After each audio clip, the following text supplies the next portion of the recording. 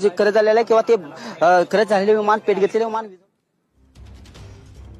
अजित पवारांसह 6 जणांचा या विमान अपघातात मृत्यू झाल्याची माहिती समोर आली आहे। उपमुख्यमंत्री अजित पवारांसह 6 जणांचा मृत्यू या भीषण विमान अपघातात झालेला आहे। डीजीसीए कडून ही माहिती देण्यात आलेली आहे। 6 जणांचा मृत्यू या विमान अपघातात झालेला आहे। मोठा विमान अपघात झालेला आहे आणि यात अजित पवारांसह 6 जणांचा मृत्यू झालेला आहे। महाराष्ट्राचे उपमुख्यमंत्री अजित पवार यांचा विमान अपघातात मृत्यू झालेला आहे।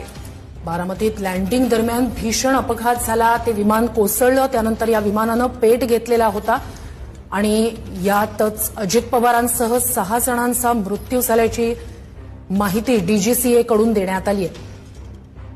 अत्यंत धक्कादायक। सकाळी सभेसाठी म्हणून अजित पवार निघालेले होते मुंबईहून। ज्या विमानानं ते छोट्या विमानानं जे नेहमी प्रवास करत असतात तशाच स्वरूपाचं हे छोटं विमान होतं। मात्र बारामतीत लँडिंग दरम्यान अजित पवारांच्या या विमानाला भीषण अपघात झाला।